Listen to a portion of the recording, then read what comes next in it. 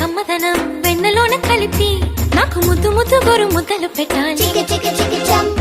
ప్రేమలోన ఉన్న తీయదనం ప్రేమతోటి తెలిపి చిన్న తప్పు చేసి నన్ను తీయక తిట్టాలి.